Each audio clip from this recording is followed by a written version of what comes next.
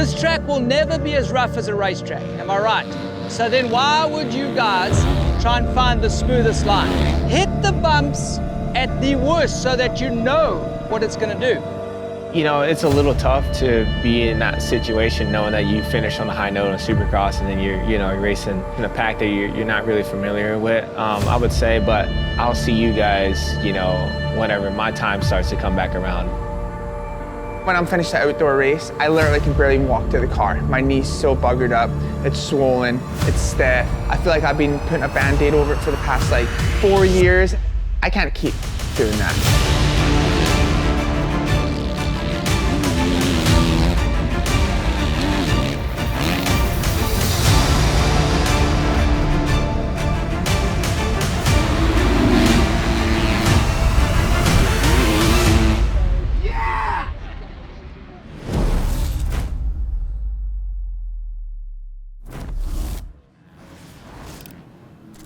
All right, Gino, I'm almost done. Let me know when you're ready on so I can suck it in. I've been sucking it in the whole time. Go do some push-ups behind the sprinter to come out there. So we got the same clutch from the time, same style, new clutch. If it still doesn't feel right, I brought a different one that we can try. Okay, you're good.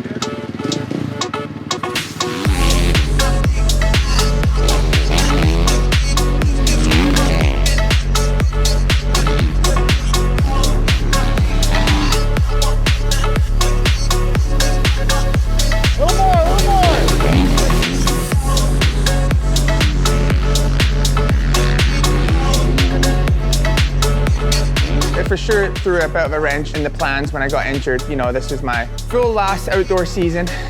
It's kind of funny because last year I said that was my last outdoor summer season, but Zach Osborne retired, gave me the full-time spot, so I said, all right, we're fully committed for the year. So unfortunately I've missed a lot of the outdoors and it's so hard to come back while everyone's just back in their flow and been racing all year, and just coming back is really tough. To catch the last four is good though, trying to make the most of it, the fans are stoked, and it's just cool to kind of do a little send-off on the last four and enjoy them as well. Outdoors are really tough, and sometimes they're a little bit hard to enjoy. It's just brutal and it's gnarly. There's nothing like the outdoors. It's hard work, and it just takes a lot out of you. But I'm just trying to enjoy it. I'm still always learning, trying to get better and better at my results and my speed and everything. But yeah. Doing these last four has been awesome for the fans, and just to embrace the last four nationals of my career.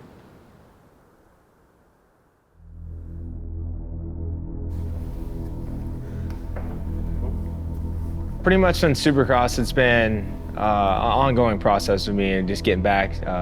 Everybody knows what happened at Salt Lake. We injured our knee, and that kind of just put us down. And it kind of killed the vibe a little bit because, I felt like we ended the Supercross season on such a high note, and then that issue happened, and then we got the results from MRI, and it was just like, oh, okay, all right.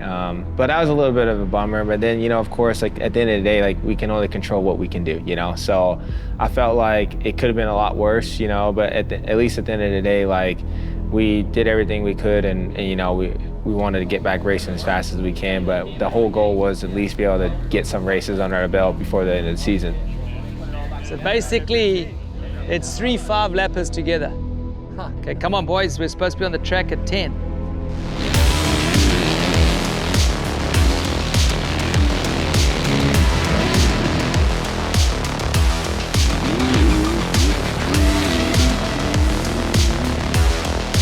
Oh, Malcolm. One more clutch, get off the clutch!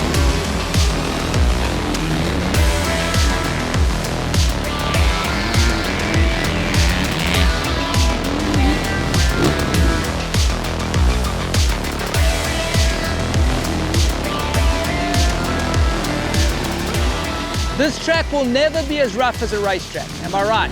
So then why would you guys try and find the smoothest line? Hit the bumps at the worst so that you know what it's gonna do.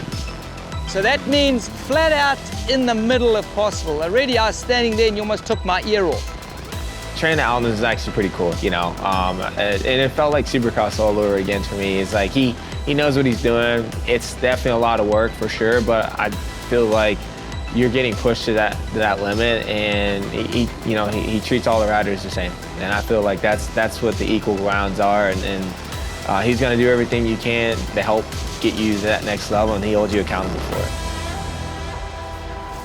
Definitely was missing Malcolm and Dean, and now to have them back, it feels like our team is back. We really appreciated what Shane did. He was great and awesome to have around, but that's our structure, that's our team, with Malcolm and Dean, and obviously they're a lot of fun, really good to have around. Keep it lighthearted but serious at the same time. And I knew, that they both needed some, to come back and get some racing into their program to actually help get them to that next level. It's really hard just at the practice track, at the Baker factory, just doing your laps, doing your workouts, and just to know there comes a point when you got to get on the track and race. Going to Unadilla, technically that race was actually 9 years because I didn't get the race in 2014 there. So it was more of the feeling of like excited, but at the same time, I'm like, I don't know where I stand. I mean, the guys that I was racing were retired, some of them retired at the time. So I'm like, I don't really know where I stand in this field. But then at the same time, I kept trying to remind myself, like, hey, bud, like, you got third in the championship Supercross, so you shouldn't be like too crazy far off. But I got my butt whooped, I ain't gonna lie.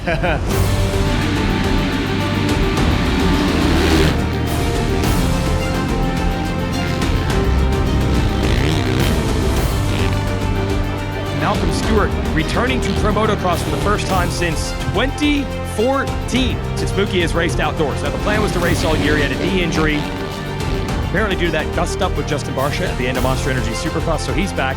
I have a feeling, not just because of the knee, the outdoor legs might take a little while to get underneath him, but we'll see what Mookie has under the hood here and over the next couple of rounds.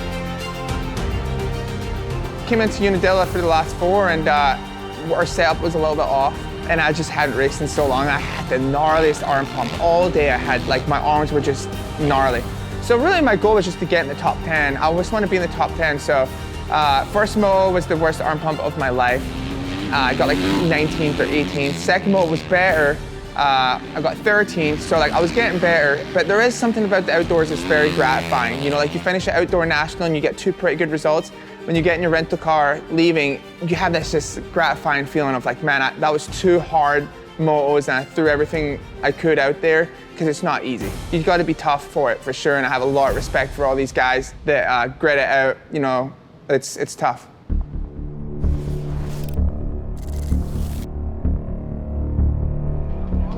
Rick, we gonna get after it or what? I think on the rollers, Rick, the turning rollers, kind of let yourself drift just like 5 more feet instead of trying to stay tight on those last 3. I think I need to shift up too. So I think that's my problem. I was shifting down, so it was revved out. So I was kind of like, every time I tried to get on it, like I was a little bit. Because I noticed like Sexton started doing it where he started kind of veering out on those rollers instead of like really hugging tight, He was letting his speed and momentum, and then it's, just like on those last 3 rollers before it drops down before the table, they're kind of drifting out a little further than normal, where everybody's trying to hug real tight, and it seems pretty slow.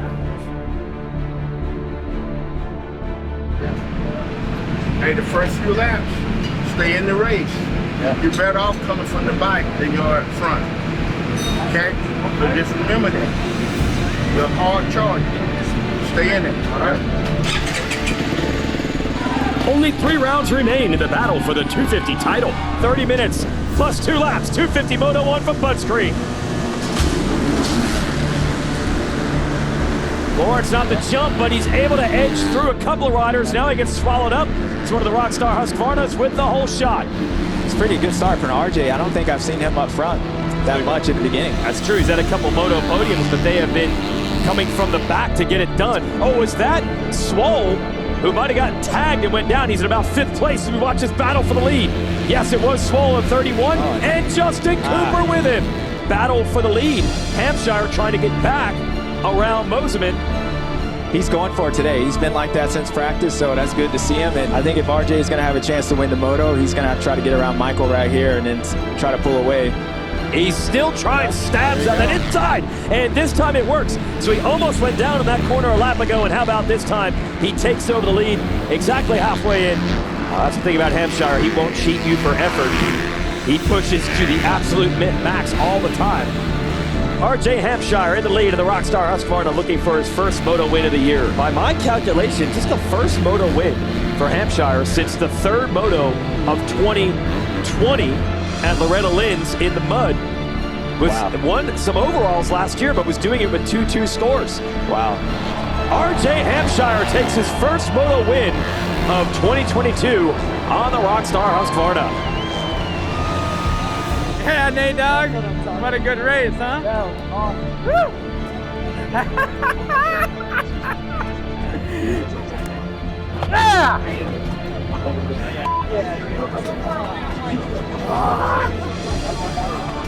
Dude, that's what I'm talking about. Thank you. We needed that one. Yeah. Hey, remember I pointed in that bag and said, are we going to use that stuff today? Hey, we're using that stuff. We holding a Rockstar can. This is where people stand at over here. RJ Hampshire, you can kind of see this building over the last few weeks, getting a little bit better. I know you guys have been working on the bike, but this is also a track where you've done very well at in the past. How'd it feel to get that win in first moto of the year? Yeah, that was huge. We took a gamble right off the bat from the start, changed the tire up there, and I was the only guy on the line, I think, running it. So paid off, finally got a good start. Kind of had to stay calm there a bit whenever Mosey was going at it with me, but man, it just felt good. Huge thanks to this whole Rockstar Energy Husqvarna factory racing team. Man, I'm not quiet about things, but they want to win just as bad as me. So it goes out and shows, and that's huge. I got them a win. But also thanks to Fly, Scott, Keen's Buildings, Paradise Auto, and man, just everyone that supports this team. And hey, we're at least back to having some comfort, so we'll see how it goes.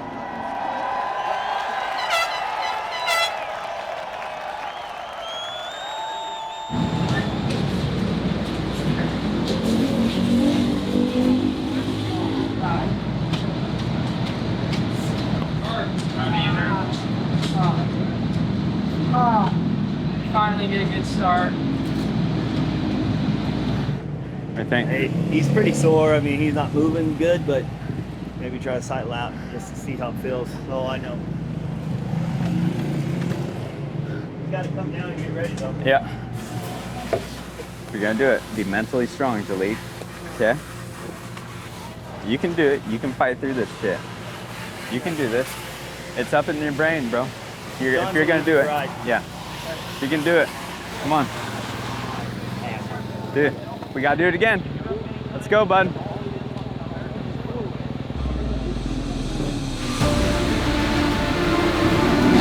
That is Jaleel Swoll in second, not Hampshire. Hampshire's about fifth. Oh, but Swoll been trying to make moves on Cooper. Let's go, Jaleel! So Swoll, this is the kind of ride he needed, man. Anything that could go wrong this year has. Starting in a big crash in the first heat race of the year in Supercross.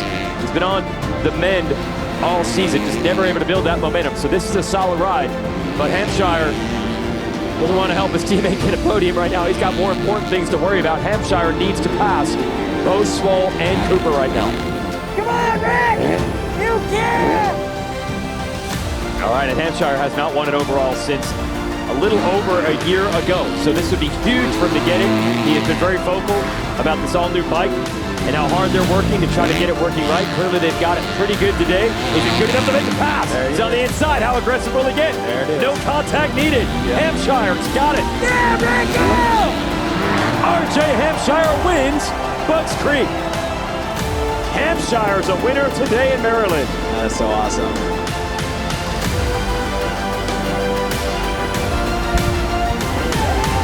Oh, yeah. Yeah, that's awesome. Feels so good right now. Like, yeah, look at him. Yeah! That's what I'm talking about. Yeah!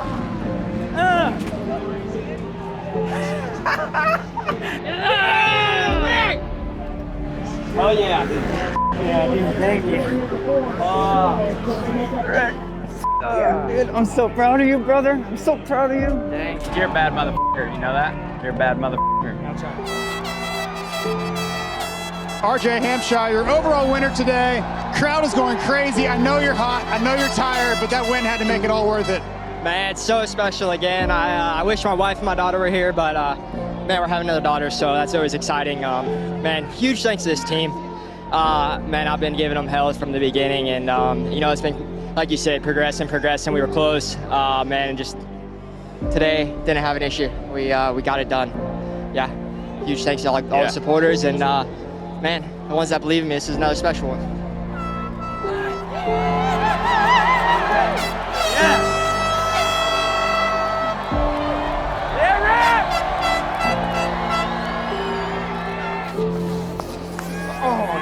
Dude, fucking Rick, you asshole.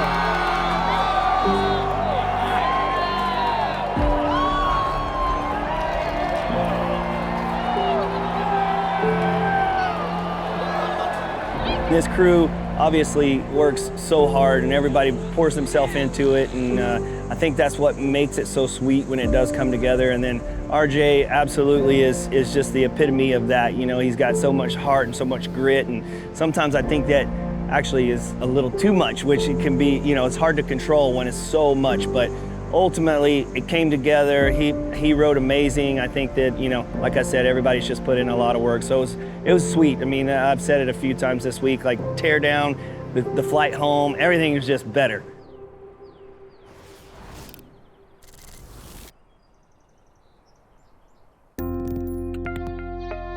What makes outdoors tough, if it was just its own, and what I mean by own series, meaning like there wasn't a series before that, after you're doing 17 rounds of Supercross and then you jump a 1 week to 2 week break and then straight into outdoors, you know, you got 12 rounds of outdoors, 24 motos. It becomes like when you get to the halfway part, you're like, that's where the grind really starts to like wear and tear on you, because a lot of people don't understand, like we train year round.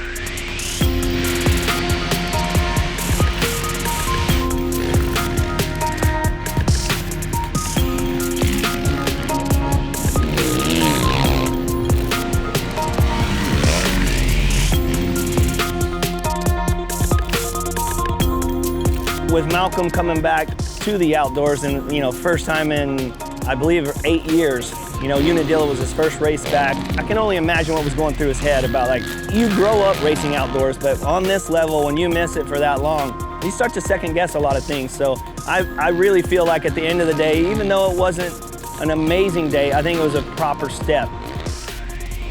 The big question is, do I still have that same fire? I'll just be honest and I'll say no, I don't. And that's a good reason why I'm starting to come towards the end of my career, you know. I gave it my all. Every time I'm on the bike, I try my best. And that's one thing I can walk away from and say, like, I've done my best. But, you know, for outdoors and my knee, I know mentally I can't go as fast as I'm capable of, because I'm so timid of going around a left-handed corner, dabbing my knee and re-tearing my knee, and then that's me completely done forever, right? So I'm trying to protect it all the time. I have the fire in me, but I'm definitely at the end of my career where my body's just not what it used to be, so.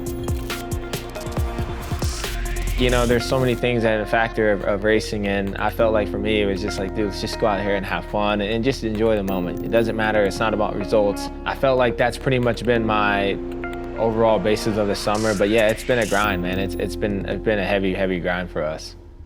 When I'm finished the outdoor race, I literally can barely even walk to the car. My knee's so buggered up, it's swollen, it's stiff. I can't keep doing that. I've done my best with my knee so far. I feel like I've been putting a Band-Aid over it for the past like 4 years, and I'm just barely scraping by, but injuries was a big part of my career, which sucks, but what do you do? That's part of the sport, and you know, it's made me the person I am today. I've been it's taught me a lot of lessons. So yeah, I've enjoyed it. I'm very grateful, and we'll see how this next chapter goes.